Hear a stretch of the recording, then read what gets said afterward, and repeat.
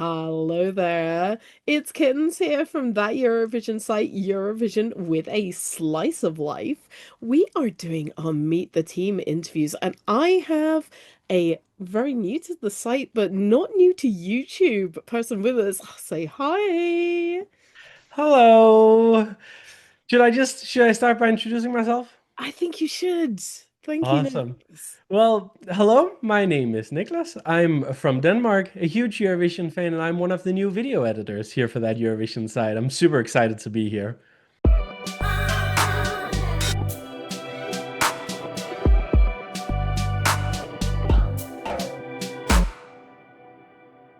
Let's talk about you and Eurovision because you have quite a long Eurovision history, right? You've been into I have, Eurovision yeah. for a long time. I have. I think I was about maybe like 4 years old when I watched my first Eurovision. Essentially, I'm from 1997, and obviously Denmark won in 2000, which I didn't watch. But my parents did sit me down to watch the show in 2001, where it was hosted in Copenhagen. And I don't remember much from it, of course, but I do remember taken a liking to it, and I would watch it with my family, and especially because around at the same time that was when DR in Denmark started doing the junior competitions, and I was of course the right age to watch those. So that's what honestly really got me into Eurovision, was to watching that and watching the first junior Eurovision. And then, Eurovision was something that came along with it as well, and I really enjoyed it. I really enjoyed the music. I've always been a huge music fan ever since I could walk, pretty much. So I've always loved music. So it was a very natural part of it, and I watched it for many years. But I'd say when I really fell in love with it, that was in 2014 when Denmark once again hosted, and I really got to know a little bit more about the fandom. And in the years after that, I started watching national finals and all of those things that we've all gotten accustomed to at this point. So that was when I really started to get into the fandom. That's also when I started making videos about Eurovision as well, yeah. That's a lovely lead in there for me. Thank you very much. Because you have quite a history on YouTube and other media with doing Eurovision content. Can you tell us a bit about that? Yeah, definitely. So I'm very much born into a family of television production. My dad is a producer on TV2, which is the biggest commercial broadcaster in Denmark. So I've always had that liking for video production, and I've done it ever since I was old enough to hold a camera, pretty much. So obviously it made sense that eventually my love for videos, my love for Eurovision would be combined. And I made a few videos at a point, and then I joined a Eurovision fan site about 10 years ago. At this point was the first time I started making some Eurovision videos for another fan site. I'm not gonna say which one because I'm a little bit embarrassed about those videos at this point, so I don't want people to go to go back and watch those. But I had my own little show there. I did that for a little bit, did my own videos, did a another site that also helped build up, which I'm not as embarrassed about. So that was called ESC Fan TV. I kind of helped build that up for a little bit, did my own stuff again, and now I've gotten to the point where I like doing videos about other stuff. I've put more of a focus on that, and I felt like the Eurovision content I was doing, I liked it, but it wasn't really what I wanted to do, because what I love about Eurovision is the community aspect of it. And I feel like making solo Eurovision videos, you lose that part of it. You lose the community aspect of it. So I realized that what I was missing was actually that thing with being part of a community, being part of a team and making videos together. So I had the thought in my head that, maybe the next step was to go back and try to join some sort of community again. And luck would have it that it was at the same time that that Eurovision side was looking for new people. And I thought, well, that's perfect. That's what it should be. And we certainly are big yappers at the site. Yeah, yeah. So I think I fit right in. You do, you definitely fit right in. We are a weird little family at TES, and we do like to chat, and we have our our little quirks and little faves, which brings me on to what is kind of your specialism? If you had to have a say you have a Eurovision specialism, what would that be? I've always had a big liking to the television production side of it. because that's also because I'm interested in those things myself. So I feel like I've always been the one who's almost as excited to see the stage and the graphics as I am to hear the songs. And I very much have opinions on it because I've done a little bit of graphic design myself. I still do. So I'm very much into that. And I can really nerd out about it. And I definitely have some thoughts about where I feel like Eurovision is going with trying to make the brand a little bit more generic. I don't necessarily agree with that. I think what's so wonderful about Eurovision is when it is as local as it can possibly be. I always bring up the sort of like the visual identity that the contest in Helsinki in 2007 had, because it's not my favorite identity, but it's very Finnish, and I love that about it because it's Eurovision is one of those few things where you can be so unapologetically yourself. And I think that's also what countries can do. They can really show off themselves. And you don't usually get to experience countries and experience local culture in the way that Eurovision can present. So that and the branding and the identity of all of that, I think that's super interesting. So a little bit more behind the scenes and kind of Yeah, I'd say so, the yeah. Eurovision kind of periphery as well. Yeah. I mean, we should talk about music. You've obviously alluded to music. So, and this song contest, it's a song contest. It is about music. Let's talk about some faves and maybe not so faves. Oh, that's dangerous. Yeah. Give me one or two fave and maybe one song you can't stand.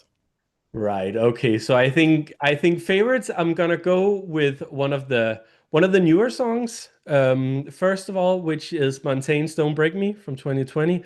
I've always found that to be a super underrated entry. I absolutely love it. And it's a song that I still keep coming back to. But I've also in my years of watching Eurovision really gone back to the past and listened to a lot of those. And I think if we go by one of the maybe older and a little bit more underrated winners, I've always loved Rock and Roll Kids. That's one of those that I always go back to. And I think because it's such a simple song, it's a song that works just as well today as it did when it won back then. So I think those are two favorites. And then a song that I don't like. I mean, there's always going to be some. And I think, is there one that I've always hated that everyone loves? There probably is one. I'm just trying to remember which one is like the biggest one. Obviously, we will be judging you, Yeah, so yeah, this is obviously, very obviously. important. Yeah, yeah, yeah, yeah, yeah. Eurovision I with a slice of judging. definitely, definitely. See, this is for some people controversial, for some people not. So we'll see which camp this side is in. I don't necessarily understand why Portugal won in 2017 because I've never been able to get behind that. Yeah, I feel like you definitely come out on one side or the other of that debate. It's Definitely. Yeah, yeah. kind of a little bit polarizing, I think, that one. Mm. So I totally see what you mean. I think you're probably going to divide the site roughly, I reckon. We'll probably get back to it at some point, I'm sure. Definitely. And talking about Eurovision itself, you were in Malmö, you've attended events before. What is your experience of going to Eurovision and Eurovision related events? I've not done as much of it as I wanted to, but I think I'm 28 years old and I've been studying for a long time because I was trying to figure out what I wanted to do, which meant that money hasn't always been easy to come by for me.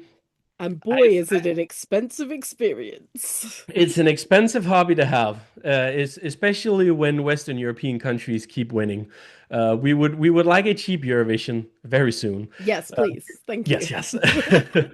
So, but I've been to Dance Multi Grand Prix once, which was nice. I was glad to have that experience. That was last year. I really enjoyed that. My first Eurovision proper experience, that was actually for the junior Eurovision, and that was in 2019 when I was in Gliwice for that contest, and I was there as press as well. And that was really a big thing for me because once again, like I said, it's such a huge part of going to Eurovision. That's about the community. And there were people that I had only like spoken to a little bit.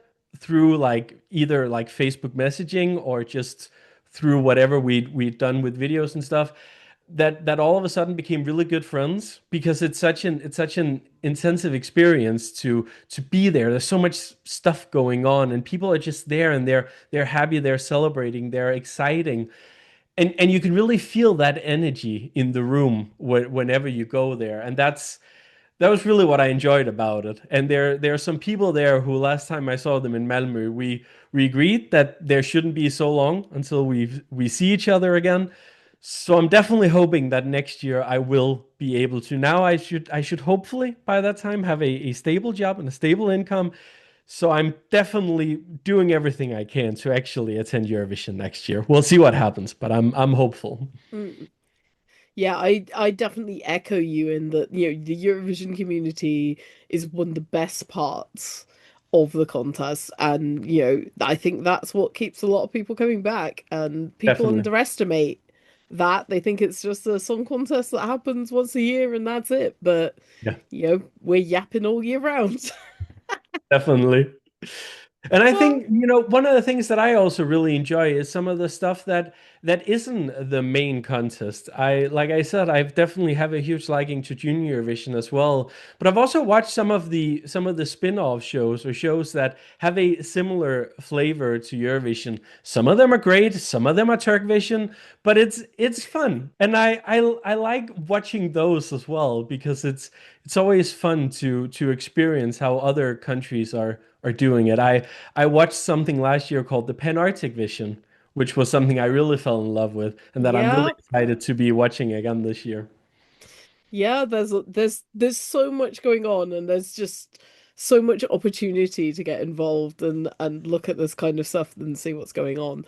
Definitely. Um, Now, just before I go, tell me one weird thing that you like, one weird fact about yourself.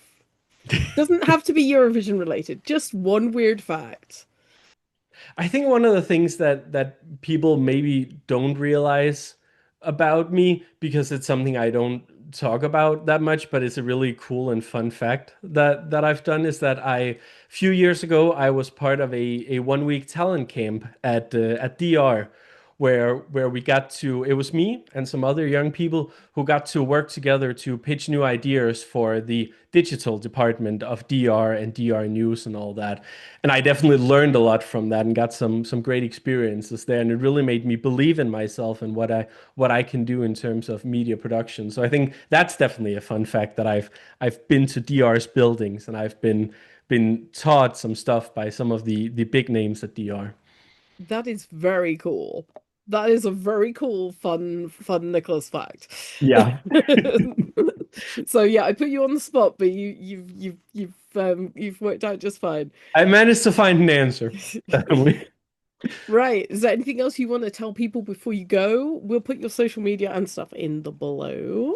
Yeah, I think, I have a lot of stuff going on. I'm someone who never sits still. So definitely check out some of the stuff I do. My videos that I do now are mainly in Danish. My Instagram is mainly in Danish as well, but I have a lot of fun stuff going on. So I always have something to share. So check it out if you want. And I just want to say I'm very excited to be part of this, and I hope to be part of some videos in front of the camera as well. And yeah, I think it's just gonna be great. I'm very excited to really get into the next season. Well, thank you very much. Um, we will be doing more videos with more of the rest of the team. Don't worry, they're not all with me. So watch out for those. So they will be coming up on this channel as well. So you know what you need to do, like and subscribe. We are also available on all your social media channels at that Euro site on everything out there. Twitter, Instagram, everything. You get the idea. We'll send you it on carrier pigeon. And of course, don't forget to check out the podcast as well on your streaming service of choice. All that remains for me to say is thank you, Nicholas, Thank and you. bye bye.